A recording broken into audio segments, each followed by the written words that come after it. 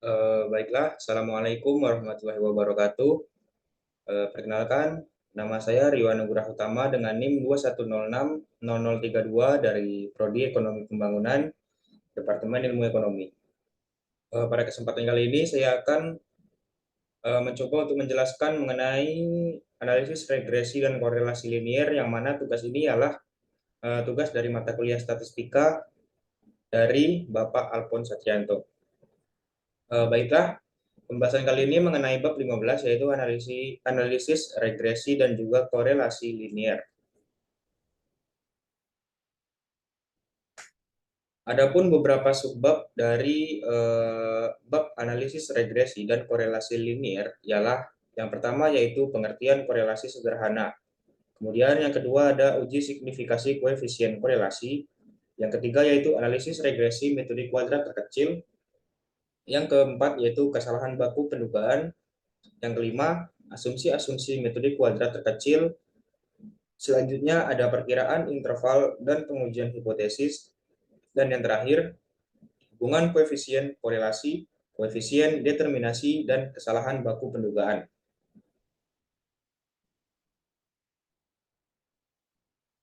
Uh, Selanjutnya yaitu mengenai subbab yang pertama yaitu pengertian analisis korelasi. Analisis korelasi merupakan suatu teknik statistika yang digunakan untuk mengukur keeratan hubungan atau korelasi antara dua variabel.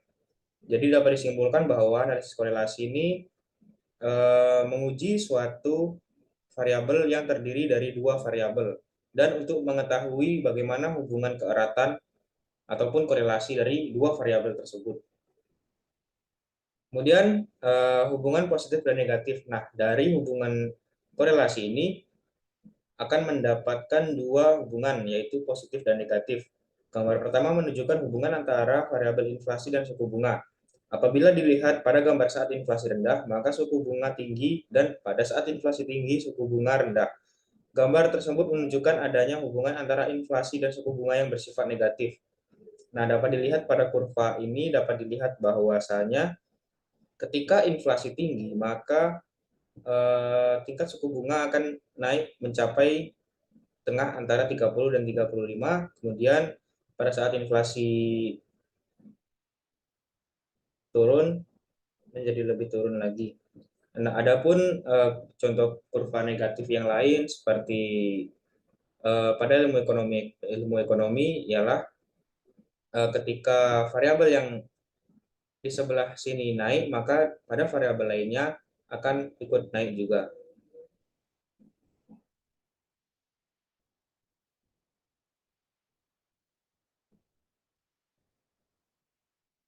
Maaf sebelumnya, ketika suku bunga yang di sini naik, maka inflasi akan turun. Kemudian untuk kurva yang kedua yaitu memperlihatkan hubungan yang positif antara variabel produksi dan harga minyak goreng, yaitu apabila harga meningkat maka produksi juga meningkat. Dapat dilihat pada kurva positif ini yang mana ketika harga minyak tersebut naik, semakin naik maka produksi yang diproduksi oleh perusahaan akan naik pula. Ini merupakan sebuah perbedaan antara korelasi negatif dan juga korelasi positif, yang mana dapat disimpulkan bahwasanya eh, korelasi negatif dapat dilihat ketika inflasi naik, maka suku bunga akan diturunkan. Sedangkan untuk korelasi positif, ketika harga minyak goreng naik, maka produksi pun akan dinaikkan. Rumus koefisien korelasi ialah R sama dengan N dikalikan dengan sigma XY dikurangi dengan sigma X yang dikalikan dengan sigma Y dibagi dengan eh, yang diakarkan yaitu N kecil dikalikan dengan sigma X yang dikuadratkan, kemudian dikurangkan dengan sigma X dikuadratkan, kemudian dikalikan dengan N kecil yang dikalikan dengan sigma Y kuadrat, dikurangi dengan sigma Y dikuadratkan. Nah, adapun penjelasan mengenai eh, huruf-huruf ataupun tanda-tanda yang ada dalam rumus ini ialah yang pertama, R merupakan nilai koefisien korelasi yang akan kita cari. Kemudian sigma X merupakan jumlah pengamatan variabel X, sigma Y merupakan jumlah pengamatan variabel Y, sigma XY merupakan jumlah perkalian antara variabel X dan juga variabel Y.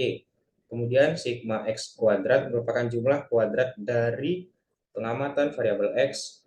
Kemudian sigma X yang dikuadratkan merupakan jumlah kuadrat dari jumlah pengamatan variabel X. Kemudian sigma Y kuadrat merupakan jumlah kuadrat dari pengamatan variabel Y. Dan selanjutnya yaitu ada sigma Y yang dikuadratkan yaitu jumlah kuadrat dari jumlah pengamatan variabel Y, serta N kecil ialah jumlah pasangan pengamatan antara variabel Y dan juga variabel X. Adapun untuk mengetahui bagaimana hubungan kuat ataupun lemahnya suatu korelasi dapat dilihat pada hasil yang telah dicari melalui rumus sebelumnya, yang mana ketika korelasi untuk mengetahui hubungan korelasi negatif ketika menghasilkan nilai sejumlah min 0,5 sampai 0, maka korelasi negatif lemah. Kemudian ketika pas mengenai min 0,5 maka korelasi negatif sedang, sedangkan korelasi negatif kuat ketika min 0,5 sampai min 0,9, maka hal tersebut akan menjadi korelasi negatif kuat. Sedangkan ketika min 1, maka korelasi tersebut korelasi negatif sempurna. Adapun ketika korelasi positif, maka hampir sama seperti korelasi negatif, yang mana ketika menghasilkan nilai sebesar 0,0 sampai 0,4, maka akan menghasilkan korelasi positif lemah, 0,5 akan korelasi positif sedang, dan 0,5 sampai 0,9 akan menghasilkan korelasi positif kuat, serta ketika menghasilkan nilai sebesar 1, maka akan menjadi korelasi positif sempurna.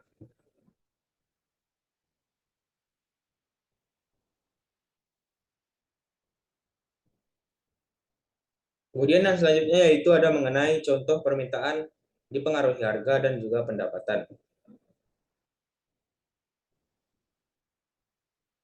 Adapun data yang dapat kita lihat di sini ialah bunga kredit investasi dan juga nilai investasi dalam miliaran rupiah pada tahun 2003 sampai 2013. Bunga kredit mulai dari 15,31%, nilai investasi sebesar 9.890,80 miliar rupiah. Selanjutnya pada 2004 ada 13,91% dengan nilai investasi sebesar 12.500 rupiah, 12.500 miliar rupiah.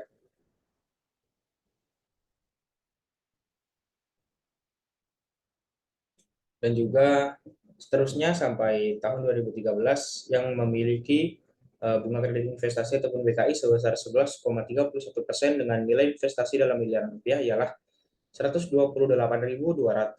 miliar rupiah.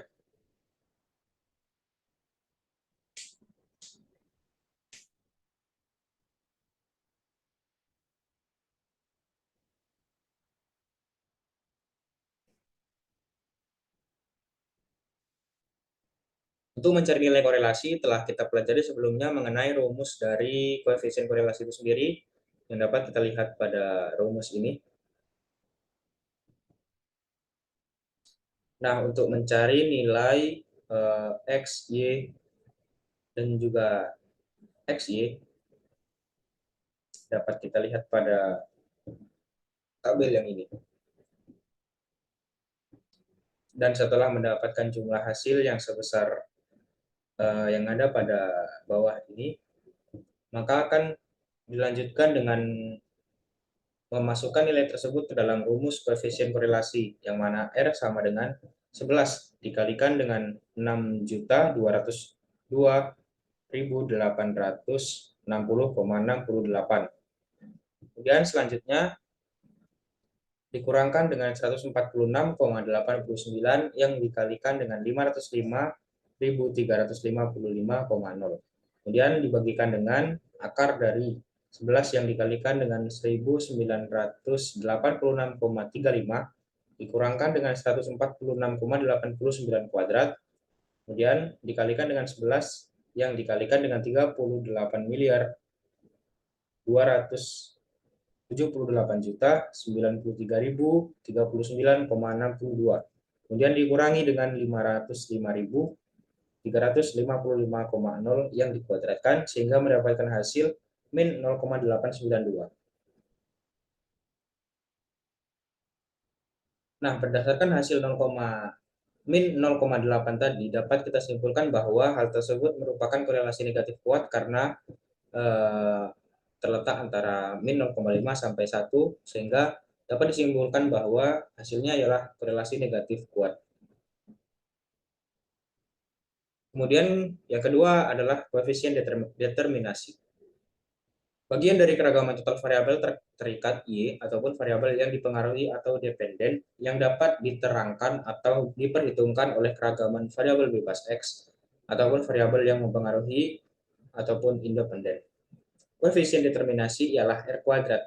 Nah, bedanya dari koefisien korelasi yang tadi ialah pada koefisien determinasi hanya berbeda pada R yang dikuadratkan, sedangkan koefisien korelasi hanya R saja. Sehingga dapat disimpulkan bahwasanya koefisien determinasi ini akan menghasilkan nilai yang selalu positif. Kemudian sebab yang kedua ialah uji signifikasi koefisien korelasi. Rumus uji T untuk uji korelasi ialah T sama dengan R akar N min 2 dibagi dengan akar 1 per 1 dikurangi dengan R kuadrat, atau T sama dengan R per akar 1 per R kuadrat per N min 2. Yang mana T merupakan nilai T hitung dan R nilai koefisien korelasi dan juga N jumlah data pengamatan. Contoh uji T untuk uji korelasi soal A ialah ujilah apakah A nilai R sama dengan min 0,892 pada hubungan antara suku bunga dan investasi PMDN, dan B R sama dengan 0,894 pada hubungan antara harga minyak CPO dan produksi minyak mentah kelapa sawit CPO sama dengan 0 pada taraf nyata 5%. Yang pertama ialah perumusan hipotesis. Hipotesis yang diuji adalah koefisien korelasi sama dengan 0. Korelasi dalam populasi dilambangkan dengan P, sedang pada sampel R. Hipotesis 0 sama dengan P sama dengan 0, H1, hipotesis 1 ialah P tidak sama dengan 0. Taraf nyata 5% untuk uji dua arah, A per 2 sama dengan 0,05 per 2 sama dengan 0,025. Dengan derajat bebas DF sama dengan N min K sama dengan 11 min 2 sama dengan 9. Nilai taraf nyata A per 2 sama dengan 0,025 dan DF adalah 9 dan adalah 2,262. Ingat bahwa N adalah jumlah data pengamatan yaitu 11, sedangkan K adalah jumlah variabel yaitu Y dan X. Jadi K sama dengan 2. Kemudian yang selanjutnya ialah untuk menentukan nilai uji T. T sama dengan R per akar 1 min R kuadrat per N min 2. Maka dihasilkan min 0,092 dibagikan dengan akar 1 min buka kurung min 0,892 dikuadratkan per 11 min 2. Maka hasilnya ialah min 5,9.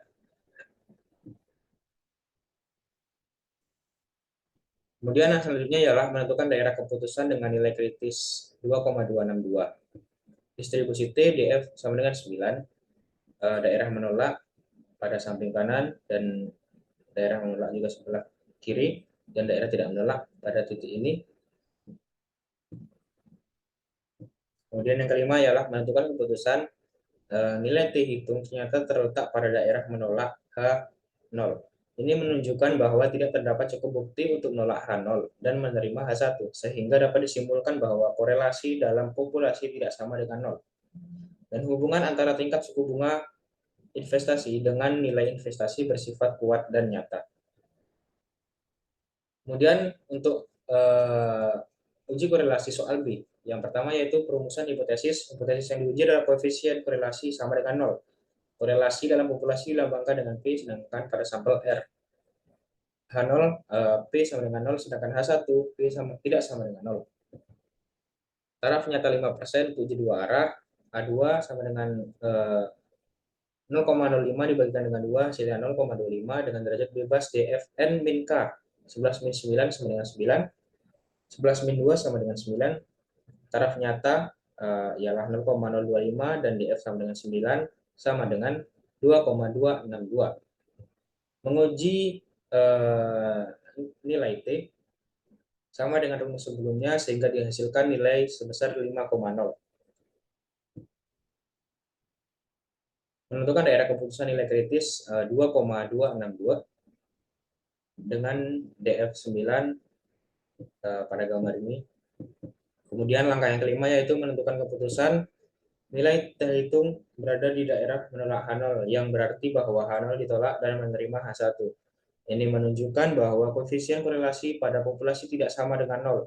Dan ini membuktikan bahwa terdapat hubungan yang kuat dan nyata antara harga minyak CPO dan produksi minyak CPO kelapa sawit. Kemudian menggunakan Microsoft Excel untuk mencari korelasi. Menggunakan Microsoft Excel ini dapat kita lakukan melalui prakteknya secara langsung, melalui function-function yang ada pada menu Excel tersebut.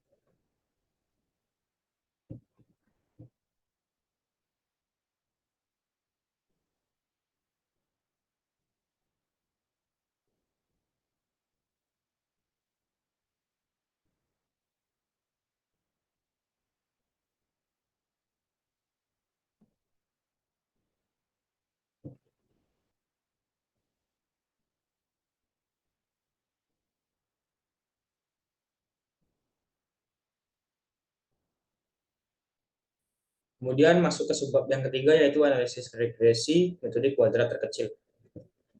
Definisi persamaan regresi adalah suatu persamaan matematika yang mendefinisikan hubungan antara dua variabel. Scatter diagram untuk hubungan antara volume ekspor dan nilai kurs USD dapat digambarkan sebagai berikut. Kurs USD terhadap Indonesian rupiah yaitu volume ekspor. Jika volume ekspor naik, maka kurs USD terhadap IDR juga ikut naik, yang mana dapat disimpulkan bahwa ini merupakan kurva positif.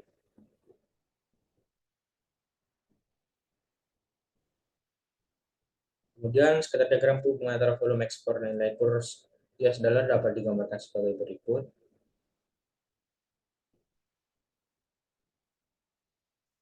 Adapun contoh selisih antara dugaan dan aktual lebih kecil.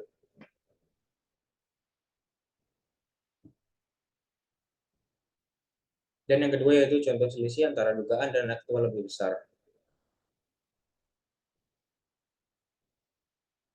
Adapun gambar persamaan regresi,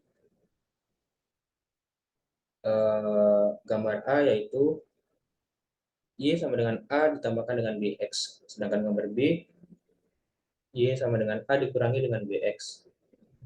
Yang A menghasilkan titik positif, sedangkan yang B negatif.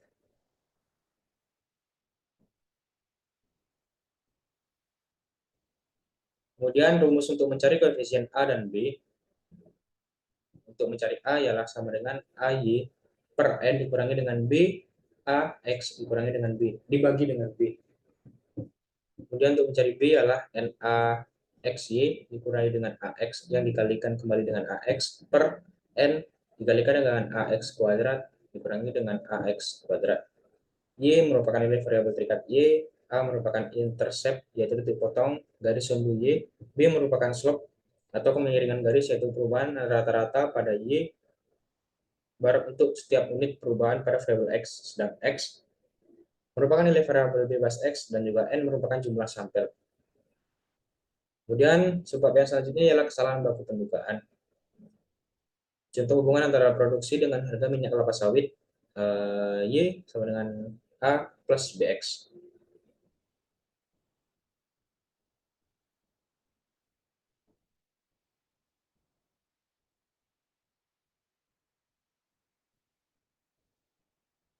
Kemudian contoh hubungan antara produksi dengan harga minyak kelapa sawit,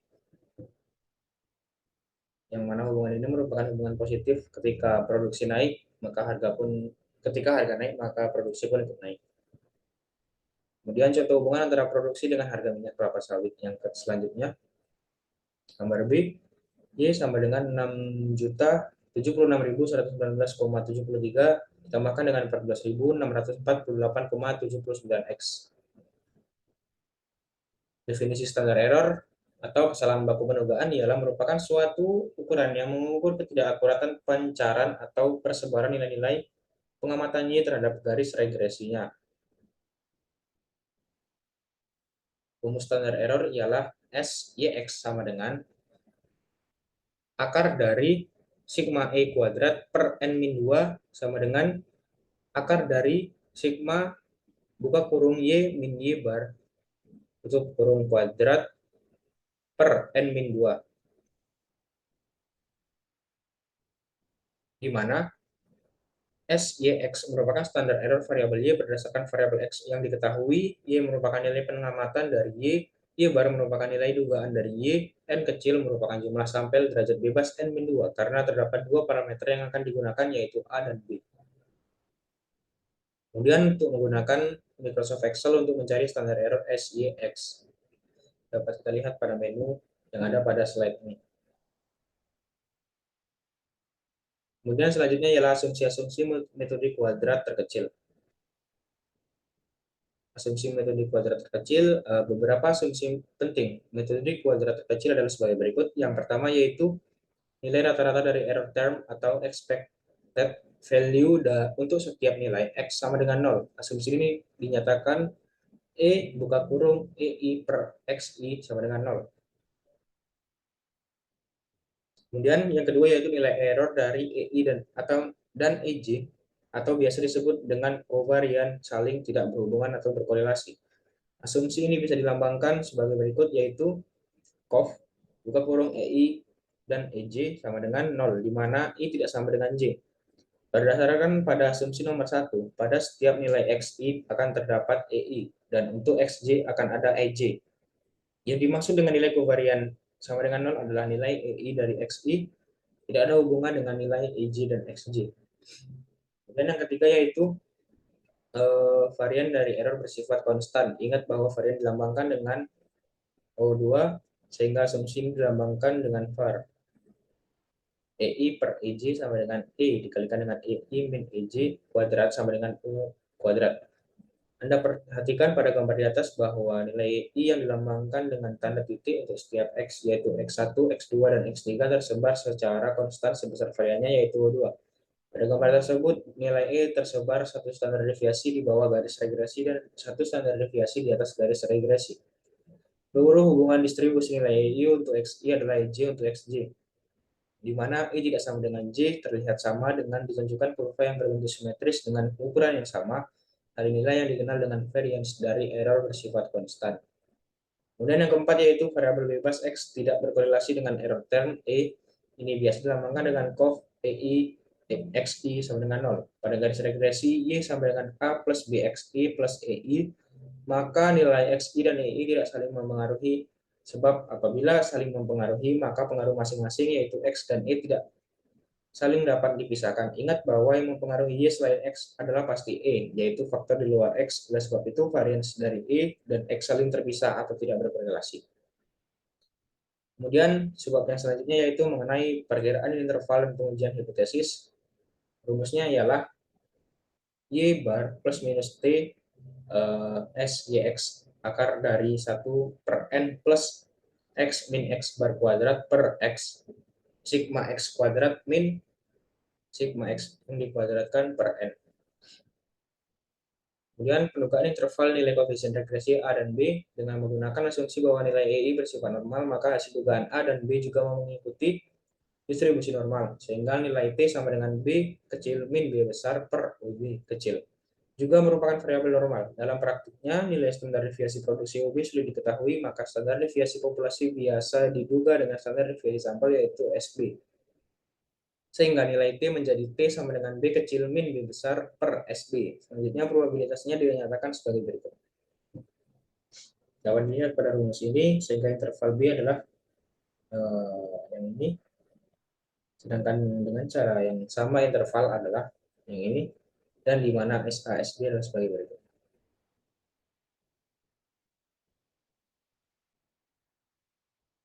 Kemudian memasuki sebuah terakhir yaitu hubungan koefisien korelasi, koefisien determinasi, dan kesalahan baku penukaan. Analisis variance atau ANOVA merupakan alat atau peranti yang dapat menggambarkan hubungan antara koefisien korelasi, koefisien determinasi, dan kesalahan baku pendugaan. Untuk mengukur kesalahan baku kita menghitung error, yaitu selisih Y dengan Y bar, atau dapat dinyatakan dalam bentuk persamaan E sama dengan Y min Y bar atau Y sama dengan Y bar plus E. Kemudian tabel ANOVA dapat dilihat pada slide yang ini.